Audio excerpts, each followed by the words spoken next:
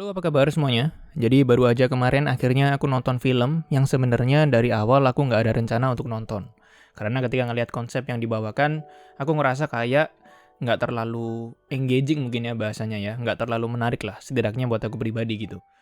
Tapi akhirnya aku putuskan untuk nonton ya. Karena ada satu hal yang bikin aku penasaran, dan penasarannya itu penasaran banget. Yaitu tentang gimana caranya anak remaja berusia 16 tahun dan berlayar mengelilingi dunia tanpa bantuan, non-stop nggak berhenti sama sekali, dan sendirian. Judul filmnya adalah True Spirit. Ini film ada di Netflix, sempat aku lihat sempat berada di peringkat 2 kalau nggak salah. Entahlah apakah sebenarnya pernah peringkat 1 tapi aku nggak ngeliat gitu kan. Tapi inti ceritanya, secara garis besarnya, itu adalah hal yang sama yang bikin aku penasaran. Dan mungkin akan aku mulai dengan ingetin dulu kalau film ini itu tertulis untuk 7 tahun ke atas. Jadi tentu kalau kita berharap mendapatkan cerita yang kompleks dan luar biasa gitu ya, yang cukup rumit, ya salah tempat. Itu sama aja kayak kita berharap supaya bayi udah bisa beli makan sendiri gitu kan. Berharap pada tempat yang kurang tepat lah menurutku. Dan kayak aku sendiri, dari awal emang udah nggak berekspektasi tinggi, atau bahkan nggak berekspektasi apapun ya bisa dibilang. Pokoknya ngeliat filmnya, gimana, kalau misalnya suka lanjut, kalau nggak ya udah gitu kan. Dan hal pertama yang ingin aku omongin, singkat aja mungkin, adalah fase filmnya yang enak banget. Salah satu cara mudah untuk mengetahui apakah fase filmnya itu bagus atau kurang adalah dengan kerasa nggak kalau kamu itu lagi nonton film. Atau kerasa bosen nggak selama lagi nonton. Atau yang satu lagi nih, salah satunya ini adalah caraku pribadi ya. Adalah apakah waktu kalian cek jam, ngelihat waktu, cek jam asli gitu ya. Terus kamu pernah nggak ngerasa kayak, lah filmnya udah jalan 1 jam lebih.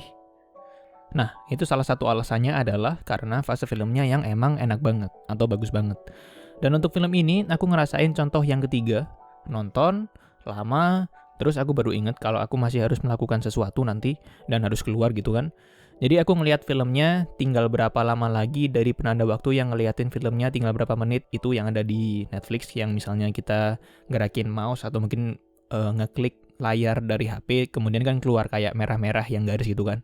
Nah, aku ngeliat itu supaya tahu tinggal berapa menit lagi, dan ternyata sudah jalan setengah film lebih. Yang kalau aku nggak salah, kayaknya sih sekitar 1 jam 10 menitan kalau aku nggak salah ya. Jadi bisa dibilang enak banget gitu. Nggak kerasa, ngalir aja gitu rasanya. Dan yang paling penting, nggak bikin bosen ternyata, ya kan? Dan sebenarnya kalau ngomongin hal-hal yang kurang gitu ya, tentu ada dan mungkin terbilang lumayan banyak lah ya. Kayak misalnya dari sisi latar belakang karakternya, beberapa proses yang nggak diliatin juga. Apalagi kalau ngomongin detail-detail kecil yang mungkin nggak terlalu diperhatikan banget secara keseluruhan. Tapi seperti yang aku bilang dari awal, aku nggak berekspektasi tinggi, dan hal-hal tadi juga nggak terlalu mengganggu yang sampai berpengaruh terhadap pengalaman nontonnya juga. Dan cukup dengan kita maklumi aja, sebenarnya juga bisa dibilang beres lah ya. Tapi aku lebih tertarik untuk ngomongin apa yang film ini sampaikan dengan kacamata yang lebih luas. Jadi kan film ini intinya adalah tentang anak berusia 16 tahun, yang bisa dibilang remaja lah ya, bernama Jessica Watson, yang memiliki mimpi yang sangat besar, dan saking besarnya, orang-orang di luaran sana udah pasti meragukan kemampuannya, mempertanyakan keselamatannya, mempertanyakan sudut pandang orang tuanya, dan masih banyak lagi sebagainya lah ya. Dan tentu di sisi sebaliknya juga udah pasti ada yang mendukung, tapi biasanya nih ya, yang mendukung kan nggak cukup kenceng suaranya, sehingga kemungkinannya adalah suara yang mendukung akan lebih banyak tertutupi oleh orang yang tidak mendukung gitu lah ya. Digambarkan juga dari sisi media yang sebagian besar juga hampir selalu mencari berita yang sensasional, yang bisa menarik banyak orang gitu, tapi nggak memanusiakan manusianya itu sendiri di atas beritanya gitu kan. Jadi bodo amat sama orangnya, yang penting beritanya rame gitu kan. Dan kemudian kita juga dikasih tahu kenapa dan apa yang membuat Jessica Watson untuk memiliki mimpi yang besar itu. Kita diliatin prosesnya, dan kita juga diliatin perjuangannya, gimana dari sisi keluarganya, terutama ya orang tuanya, yang juga cukup digambarkan sebagai orang tua secara umum, yang ibunya juga percaya banget, tapi juga sebenarnya khawatir, tapi nggak diperlihatkan supaya anaknya nggak terpengaruh oleh keadaan emosional dari ibunya gitu ya. Dan juga dari sisi ayahnya, yang sebenarnya ragu banget sama mimpi anaknya yang begitu besar. Tapi juga di waktu yang bersamaan nggak pingin anaknya kecewa, jadi dia sebenarnya lagi di fase-fase bimbang gitu ya. Dan kalau kita cerminkan ke dunia nyata, biasanya kan ketakutan dan kasih sayang yang begitu besar ini yang kadang menjadi alasan utama untuk orang tua untuk gak mengizinkan anaknya untuk mencapai cita-citanya atau mencapai mimpi yang anaknya inginkan. Atau bahkan dilarang mungkin untuk mencoba memulai gitu kan, karena rasa khawatir takut anaknya malah nggak bahagia, setidaknya dari standar orang tuanya pasti ya. Nah, misal seperti di film ini, orang tuanya sudah membolehkan untuk anaknya menjalankan mimpinya, berarti kita sudah bergeser pada tahap gimana proses perjalanan mimpi itu, ya kan?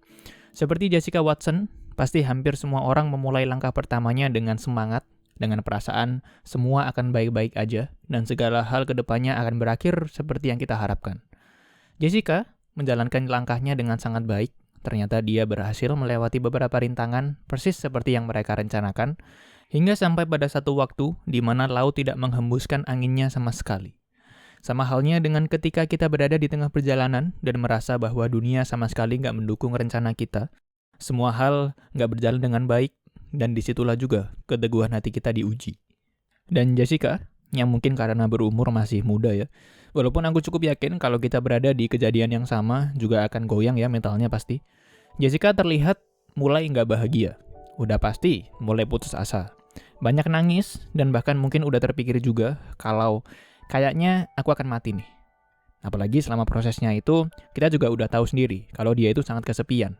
Kita juga mulai sadar kalau proses meraih mimpi itu emang cuma kita sendirian. Orang tua kita nggak ikut, saudara kita nggak ikut, bahkan mungkin kalau ada teman seperjuangan juga belum tentu mau bertahan bareng dengan kita sampai akhir. Jadi emang cuma diri kita sendiri yang bisa kita harapkan. Momen Natal yang cuma bisa Jessica dengerin kebahagiaannya lewat telepon, kehangatan keluarganya yang kerasa jauh banget, dan sebagainya.